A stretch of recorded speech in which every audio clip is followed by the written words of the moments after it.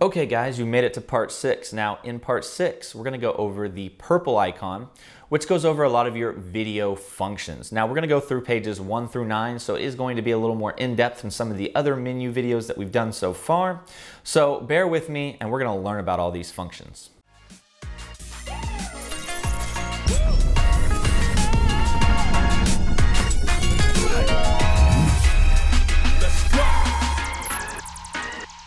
So moving on to the purple, exposure mode, and these modes again would not be grayed out if we weren't in video. So turn that back on. These are a lot of your video settings right here.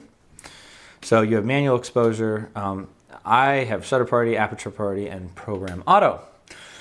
So you have these three options. However, I like it in manual because that gives me full control over shooting, but you can go in and switch that if you want. And this is if it's in S&Q mode. So if we go up here and we go to S&Q, now this will activate that one, and I have that option. So we'll just go back to regular video mode and flip it back up and hit menu. File format. Okay, so you have your different file formats. When we're shooting non-moving objects, like if we're shooting a lot and there isn't a lot of movement in there, like an interview or something like that, we're going to shoot at 4K at 24, 100M. But if we are shooting, let's say, a wedding and we're getting shots of the bride and they're walking, or there's movement in the shot, like we're setting up a specific shot where there's going to be movement, we like to shoot in the HVAC SHD at 60, at 50, and that way that allows you to take that footage and slow it down to 40%. Just make sure that your shutter speed is twice of that, which would be 120. So you have your S&Q settings. So it records at 24, but the frame rate is 120. So you can go in and change that depending on what you need. And you have between 60, 30, and 24. 60 is grayed out because I believe that is only available in this mode right here. And then we can go in and set those here, and I believe we can get 60 here. Nope, it is not allowed in that mode either. So again, we're just going to go back to HD.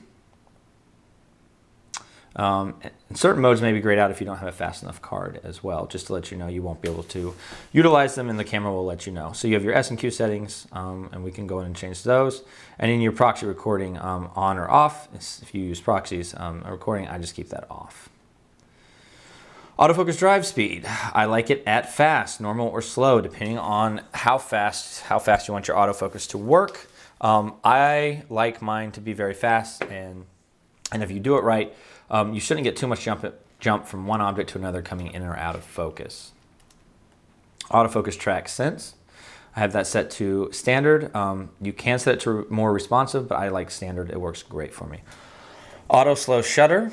I have that set to off. Again, it has to do with your shutter. Auto recording, of course, we want that on, but you can turn that off. And then what level, and then that gives you your bars and meters right there. And in auto level display, of course, I want to be able to see the levels that are coming in audio-wise.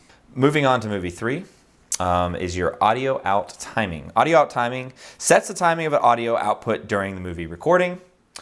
So mainly you can set the time during movie recording. You set it to live or lip sync. I don't know what I would use that for, but I would love to hear what you guys might use that for. Wind noise reduction, of course, we have that on. And again, that's exactly what it sounds like. It's wind noise reduction. You have your marker display. Again, I have that on, but I can turn that off. This is for video. And here are your marker settings. So these are the settings that I use for my marker display. And let's just go on out so you guys can see. So I have, mainly what I try to do is I try to shoot in between these two white lines. And then I add in cinematic actual black bars on each end to have it have a real cinematic feel, and I'm not showing the whole scene. So everything that's being shown is in between these two white bars. And I find that to give it a really nice look with my wedding videos. You don't have to use it, but I absolutely love it. So what I'm going to do is go back out here. And so when I'm shooting video, I always have that on because the idea is to keep all my video in between those two white lines. Now you do have a bunch of other options depending on which marker settings you want to set. The 2.35-1 is what I really like, and you have safe zone and guided frame, which you can turn that on if you want to add in pretty much more settings, more options. Video light mode, power link. So what is the video light mode? You're like, oh, is there a light on this camera? Unfortunately, there is not a light on this camera. That would be awesome. What the video light mode is, and I'm going to read this right from the manual. It sets the illumination settings for the HVL LB PC LED light sold separately. So apparently, there's an LED light that you can connect to this camera, and it actually gives you some options to have control over that light. I did not even know that was an option until I read it from the manual, because I was like, there's no light built into this camera. What is this setting? And then movie with shutter. So mainly you would hit your shutter button up here at the top, and that would start recording if you wanted that option. I don't have that. I just go on and hit the record button right here. It's very, very simple. So I always just keep movie with shutter off. So moving into shutter, steady shot. So let's go over a couple things like this. Silent shooting. So let's talk a little bit about silent shooting. Now that's something you're going to get in video mode. So our photo mode, not video mode. So we'll switch back over to the in mode here. And that's going to open up some of these settings for us. So let's talk a little bit about silent shooting. I leave silent shooting off. Now you can turn silent shooting on if you really, really want. The problem with that is that if you're doing something with a lot of movement, say I'm going to a baseball game and I'm going to shoot silently, the problem is you get these really warped looking photos where you may have a pitcher, he's throwing a baseball and his arm looks super long all of a sudden, like it's some weird wide angle fisheye look. So what happens is you have a rolling shutter issue there, and so the photos actually look warped. So if you are going to do silent shooting, make sure you're not doing it with something with a lot of fast action, because it could warp it and actually make the photo look really bad. So I don't use silent shooting unless I absolutely have to. You have your E front curtain. We have that set to on. What is the E front curtain, you may ask? Sets whether to use the electronic front curtain or the shutter function. So this is a video in itself. Again, for the third time as we've gone through these settings, if you guys would like us to make a video on this, if we get enough comments, enough people interested, I will be more than happy to go through and explain how the E front curtain shutter works. So you have release with lens and release with card. So they're both pretty much the same thing. Sets whether to release the shutter when a memory card is not inserted. And then, so mainly if a memory card is not inserted, your card pretty much sets whether to release the shutter. Same thing with release of lens. It's sets whether to release the shutter when the lens is not attached. So I have those enabled so the shutter can still open up even though I don't have a lens and or a card. But I could turn that off, and I have to have a lens and an SD card on my actual camera, and then the shutter would not open if I had those turned off. You have steady shot. Guess what, guys? That's right, we're going back to video mode. So we do have to jump back and forth depending on the modes and what options are opened up to us. And steady shot actually did not. So what that probably means is, and let me see if I've got this set up on mine, is that the steady shot is probably not going to work with a non-native lens again, so we need to have a native Sony lens put on, and we can turn that steady shot on and off. However, you do with my adapter, it does have IBIS, so I am able to turn that on and give myself some steady shot via the Metabones adapter. So let's see if we can get this thing to focus here. I don't know what it's doing. There we go. Now we're focused. Fantastic. The autofocus can be a little slow sometimes on these cameras. It's rather frustrating. So steady shot settings, we can go into our settings and set that up if we want to. It's very easy. Manual, auto. I have mine set to manual, and then depending on the focal length of the lens. So we're moving on to number 5, zoom. So zoom. Set the zoom scale for zoom functions other than the optical zoom. Then we have zoom settings, the optical zoom. So I have it set to optical zoom. You have clear image zoom and digital zoom. So what is the difference between digital and optical? Let's talk a little bit about that. So digital is the actual software of the camera doing the information. If you have a new iPhone 11, or by the time you're watching this video, they may have an even newer iPhone out. The new iPhone 11s have extra lenses built in, or the 11 Pro have these extra lenses built in. So the regular 11, when you zoom in with the iPhone 11, that is a digital zoom where the software is actually doing the work for you. When you have the 11 Pro where it has the third lens and you zoom in, that is optical, which means the lens is physically moving. And so it is a much higher quality image using an optical versus digital because, well, the camera's doing the lens is doing the work, not the software in the camera. So always have this set to optical in my opinion. It's very important. And then you have your zoom ring rotation. And the zoom ring rotation is assigned the zoom in and out to the rotation direction of the zoom lens. This function is only available with power zoom lenses that is capable with this function. So you have to have specific lenses to actually use this. Moving on, display button. All right, so you have your display button, you have monitor or finder here. Again, sets the type of information to be displayed on the monitor or in the viewfinder when the display button is pressed. I have a monitor set up. I have this set to monitor, and if I hit the display button, I can go in and have all this information pop up. On the display, I can also take that off. So say I don't want to see the histogram, I can take that off. However, I love my histogram. I must always see my histogram, so therefore the histogram is checked. So we'll go back out here. It's all this information that's displayed here, and now the lens wants to autofocus. So let's turn that off. So it's all the information that is displayed here. You can go in here and you can change that. Finder, monitor. So I have this set to monitor, but you can set it to auto. So what is the difference here? And let's just kind of go over that a little bit. So the viewfinder is this right here, your EVF, and the monitor is this screen here. So if you have auto, whichever one you're using, it's going to work with. And if I wanted to set it to just monitor, so when I'm shooting video at a wedding and I'm using a gimbal, well, guess what? I have it set to monitor because I don't want it thinking that I'm going to go up here and hit this and look through this. If the gimbal's bar like gets behind it, it will make my screen disappear. So if I go to auto and I'm shooting on my gimbal and something gets in the way and I hit this, well, guess what? It automatically is giving me that information up in my viewfinder. I don't want that. I just want it to be able to see the back of the screen. Now, if I'm shooting pictures and I want to use both, well, guess what? That's okay because I'm putting my up here, I'm looking through, I'm looking on the back of the monitor, or if I know I just want to use the viewfinder, I can go in and just turn on the viewfinder like that. And now I'm not going to get any information through the actual back screen. I'm going to get all my information up here through the viewfinder. Very simple. Well, guess what? Now that I've done that, I actually have to pick up the camera and go through the viewfinder and turn that back on. So hold on 1 second, guys, and we'll switch back to monitor.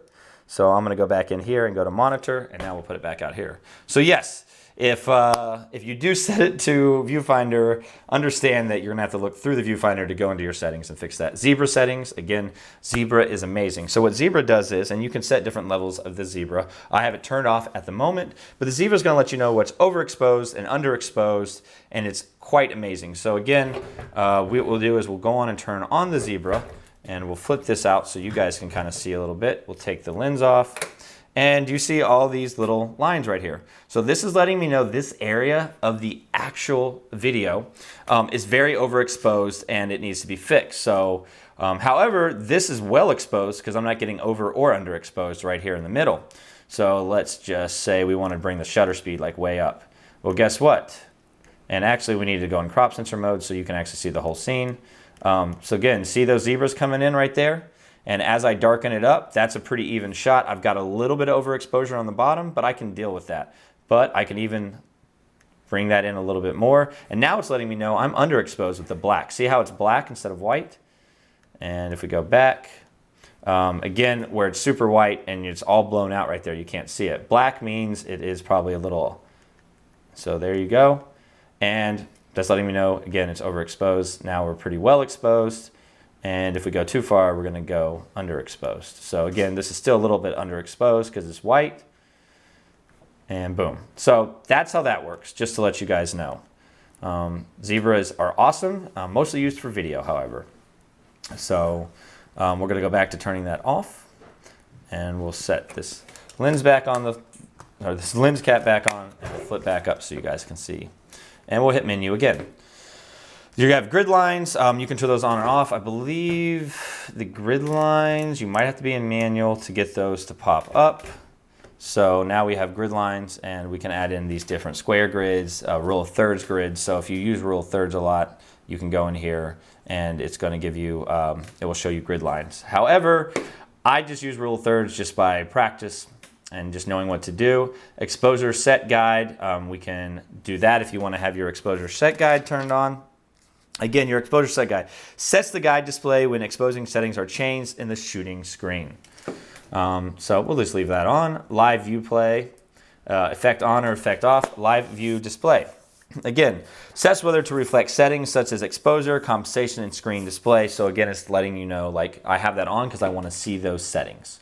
Going on to 7, continuous shooting length. You have shoot only display and always display. Again, sets whether to display an indicator of the remaining time for which continuous shooting can be performed at the same shooting speed. So it is going to actually let me know when I'm about to run out of that shooting speed and I need to, and I'm about to run out of pictures, the camera's going to buff out. So I just don't display that at all. You have auto review, depending on how long you want to be able to auto review it. So again, off, I have that off. So back to menu, back to 8. So this is a whole video in itself that we are going to be launching. We launched part of this video, so there'll be a link down below to actually watch the more in-depth version of this, because there's so much stuff that can be customized here.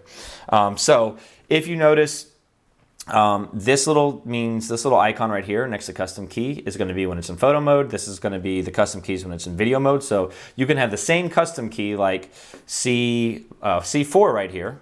This C4 could work both in photo and video mode and have a different function, which is awesome. And then this is playback mode, function menu set. So there are certain menus that you can go in and set those.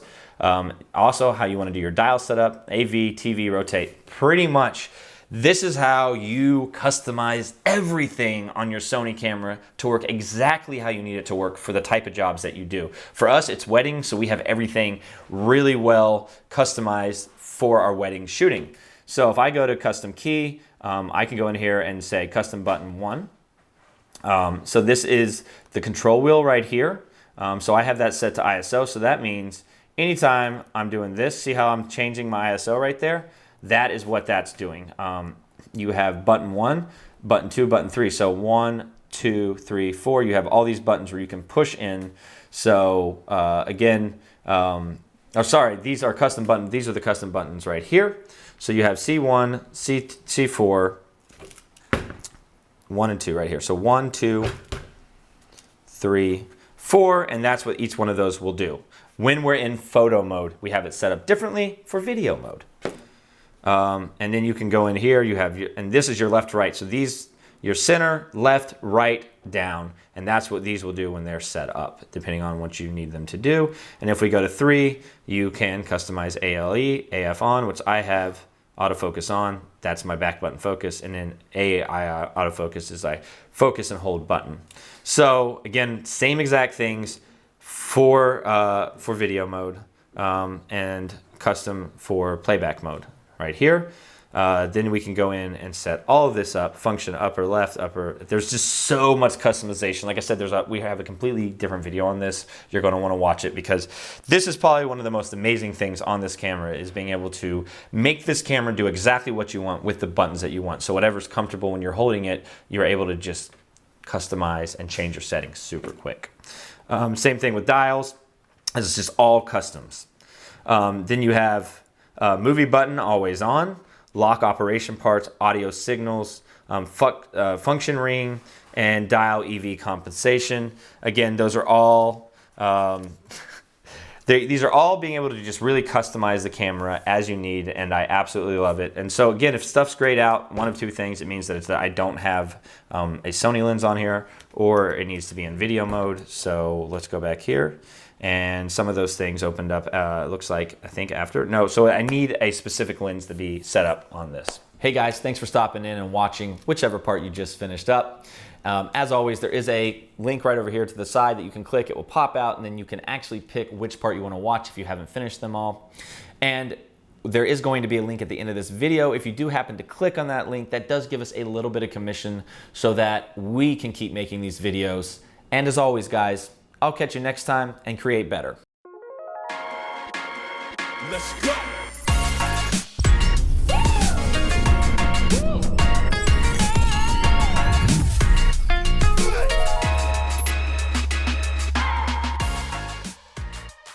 Well, it was a lot of fun teaching you guys about this camera body. If there's other camera bodies you'd like to learn about or other videos that you'd like to see here at Media Unlocked, please let us know because we're here for you and we want to make content that you guys want to watch.